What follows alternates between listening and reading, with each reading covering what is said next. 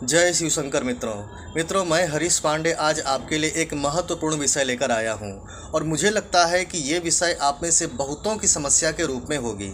चलिए जानते हैं वो विषय। वीडियो अच्छी लगे तो लाइक, सब्सक्राइब और शेयर जरूर कीजिएगा। मित्रों, 7 अक्टूबर से नवरात्रि का दिव्य पर्व शुरू हो रहा है। ये पर्व माता के भक्तों द्वारा बड़े ही हर्षोल्लास के साथ मनाया जाता है। भक्त माता को प्रसन्न करने में लग जाते हैं पूरी तरह। कोई दुर्गा सप्तशती का पाठ कराता है, कोई चंडी पाठ कराता है, तो कोई नव चंडी अनुष्ठान कराता है। भांति भांति के क्रियाकलाप होते हैं। लेकिन इस अवसर पर मात्र इतना ही नहीं होता, बड़े बड़े साधक और तांत्रिक अपने मंत्रों को साधने के लिए इस अवसर का प्रयोग करते हैं, क्योंकि नवरात्रि का 9 दिन, साथ में विजयादशमी का दिन एकदम सिद्ध पर्व होता है। हर मंत्र जागृत अवस्था में होते हैं। इस नवरात्रि पर ध्यान रखें, इस नवरात्रि पर अगर आप कोई विशेष साधना कर रहे हैं तो रात्रि के टाइम में करें, क्योंकि नवरात्रि, इस नवरात्रि में रात्रि का ही विशेष महत्व है। रात्रि में ही माँ चंडी की शक्ति बहुत ज़्यादा प्रचंड और सक्रिय होती है। खैर, हम किस समस्या पे बात करने वाले हैं पहले वो बतला दें।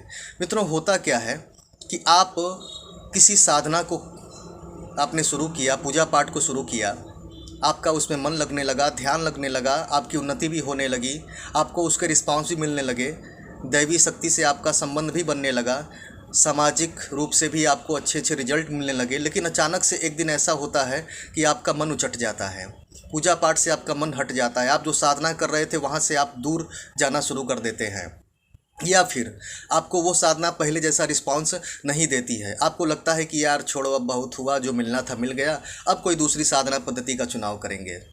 ऐसा होता है ना मित्रों? तो फिर अगर ऐसा होता है तो उसका समाधान भी है, बस समाधान आपको मालूम होना चाहिए। ऐसा होता क्यों है पहले आप ये जान लीजिए। होता ऐसा इसलिए है कि अगर साधना के दौरान आपसे कोई ऐसा अपराध हो गया हो, वो चाहे ब्रह्मचर्य के रूप में हो अथवा किसी के मान अपमान के रूप में हो, या आपने किसी का अहित कर दिया हो, दिल दुखा दिया हो, कुछ ऐसा बोल दिया हो अपने जीवा से जिससे कि उसे कष्ट हो गया हो, तो ऐसी स्थिति में हाय लग जाती है।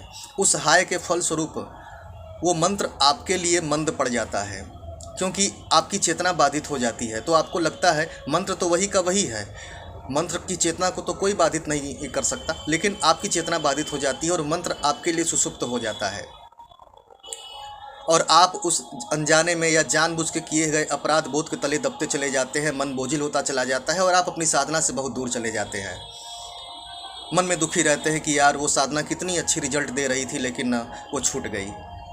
या फिर होता क्या है कि कई बार आपके शत्रु ईर्ष्यावश आप पर तंत्र प्रयोग करा देता है, आपके शरीर को बांध देता है। चूँकि मंत्रों और देवताओं को बांधना पॉसिबल नहीं होता, ये बहुत ऊंची शक्तियाँ होती हैं, इसलिए हमारे देह को ही बांधा जाता है, कुछ खिला के, पिला के, या हमारी कोई चीज़ वस्तु धीरे से चुरा कर। तो इन सभी के परिणाम स्वरूप आपकी साधना मंद पड़ जाती है। तो अब उसको जगाएं कैसे, उसकी विधि में आज बतलाऊंगा आपको, क्योंकि साधना के जगने के पश्चात फिर आप स्वयं एक सिंह की भांति हो जाएंगे और सभी बाधाओं को चीरते हुए आप अपने लक्ष्य पर पहुंच जाएंगे। तो चलिए मैं वो समाधान बतलाता हूं। आपको क्या करना है कि नवरात्रि के शुरू होते ही एक पुस्तक आती है दुर्गा सप्तशती की, सिंपल सा आप उसे खरीद लें या आपके पास हो, तो उसमें कीलक नाम का एक अध्याय है, अथ कीलकम।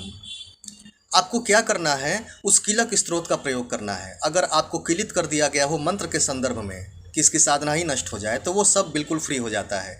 प्रयोग कैसे करना है कि नवरात्रि के पहले दिन से ही आप मनसा बनाकर बैठ जाएं आसन पर स्वच्छ होकर। जैसे कि आप पहले हनुमान चालीसा का 5 पाठ नियमित करते थे, आपको बड़ा तगड़ा रिस्पांस मिलता था, फिर आपने छोड़ दिया, तो अब आपको उसी प्रयोग को दोबारा शुरू करना है। तो सबसे पहले शुरू करने से पहले आपको कीलक का पाठ कर लेना है। स्टार्टिंग में ही कीलक का पाठ कर लेना है। कीलक का पाठ करने के पश्चात फिर 5 बार उसी प्रयोग को 5 बार हनुमान चालीसा का पाठ करना है। पाठ करने के पश्चात फिर अंत में 1 बार कीलक का पाठ करना है। बस इतना ही करना है। फिर यही प्रयोग आपको कुछ दिनों तक रिपीट करनी है, कम से कम विजयादशमी तक तो पक्का। मैं ये नहीं कह रहा हूँ कि नवरात्रि के अतिरिक्त हम इसे कर ही नहीं सकते, आप कर सकते हैं, कभी भी करेंगे ये फल देगा ही। लेकिन नवरात्रि एक विशेष पर्व होता है, इस अवसर पर किए गए जप, ध्यान, दान का फल बड़ा ही कई गुना बढ़कर मिलता है। तो इस अवसर पर आपको सफलता मिलने के चांसेस ज़्यादा हैं। कुछ ही दिनों में, 2-3 दिनों के बाद ही आपके मंत्र जगने लगेंगे, आपकी साधना वापस पटरी पर आने लगेगी और आपको पहले जैसा आनंद आने लगेगा। ठीक है, आप ये करके देखें, मेरा प्रैक्टिकल किया हुआ है। तो मुझे आज्ञा दीजिए, आज के लिए बस इतना ही। जय शिव शंकर।